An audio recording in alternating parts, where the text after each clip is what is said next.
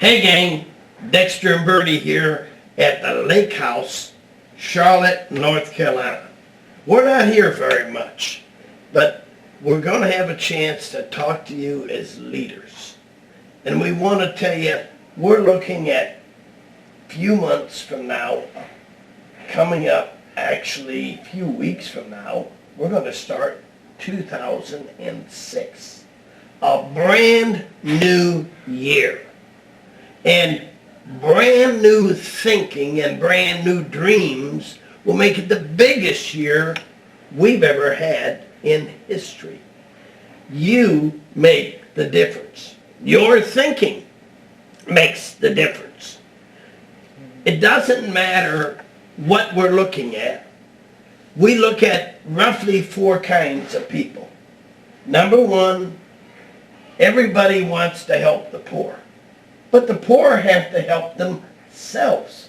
The way you think controls your wealth factor. So some people think poverty. Until they change their thinking, they'll always be in poverty. Some people think hourly, so much an hour.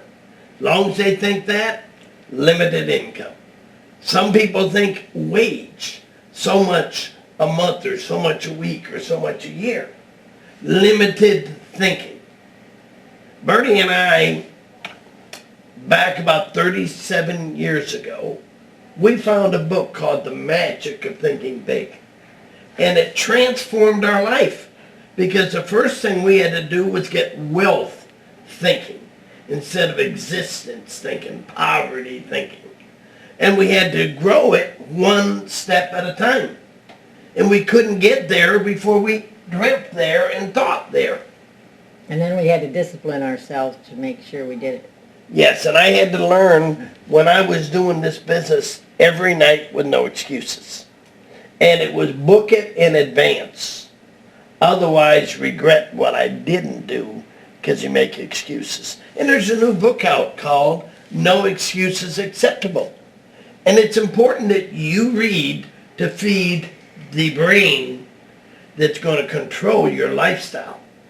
Because as you start succeeding, or you just venture into the thoughts of succeeding, there's always going to be people tell you can't do it, you're not smart enough, you're not talented. You can develop any talent that God leads you to develop. It doesn't happen overnight.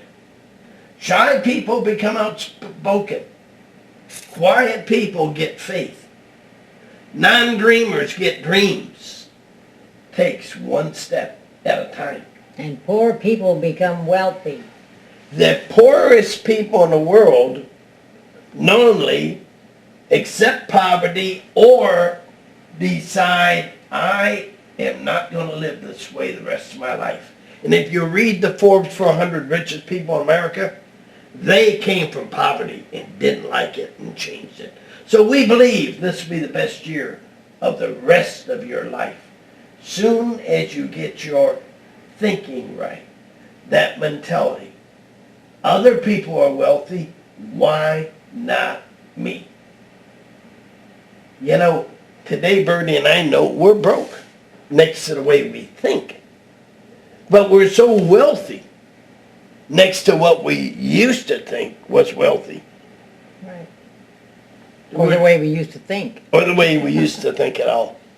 And God blessed us that two poor kids, my dad being a plumber and her dad working in a mill, and Bertie being the baby at 16.